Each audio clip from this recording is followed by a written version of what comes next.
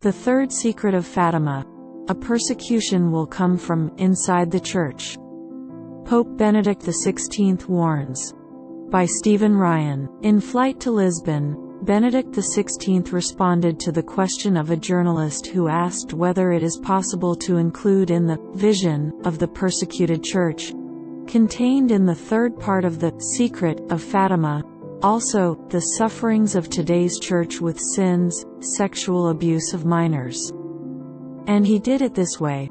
As for the news that we can discover today in this message, it is also that not only from outside attacks the Pope and the Church, but the sufferings of the Church come from within, from the sin that exists in the Church. This too, but today we see it in a truly terrifying way. That the greatest persecution of the Church does not come from outside enemies, but arises from sin in the Church. And that the Church therefore has a profound need to relearn penance, accept purification, learn forgiveness, but also the necessity of justice. Forgiveness does not replace justice.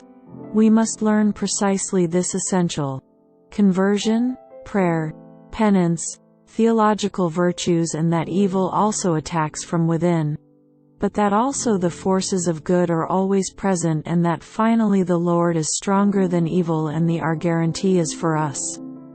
The goodness of God is always the last answer in history. Prophecies always have more than one meaning.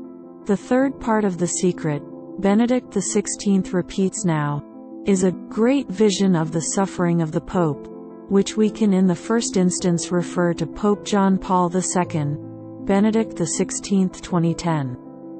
But this first instance, interpretive, if it retains all its importance, does not exclude others.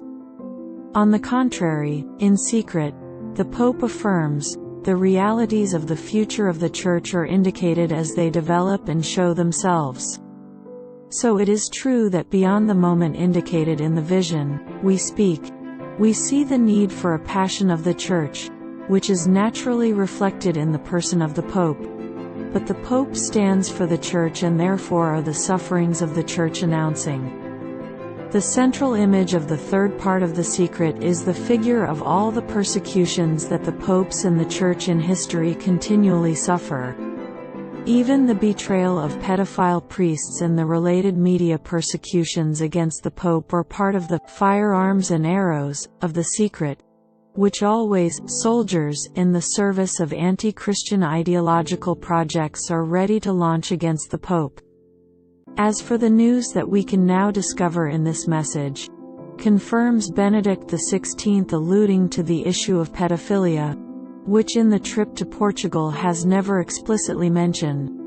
There is also the fact that not only from outside attacks the Pope and the Church, but the sufferings of the Church come from within the Church, from the sin that exists in the Church. This too has always been known, but today we see it in a truly terrifying way. That the greatest persecution of the Church does not come from outside enemies, but arises from sin in the Church. More generally, one would delude those who thought that the prophetic mission of Fatima is over, Benedict XVI 2010. And in this sense one can say that it is wrong to refer the third part of the secret only to the attack on John Paul II.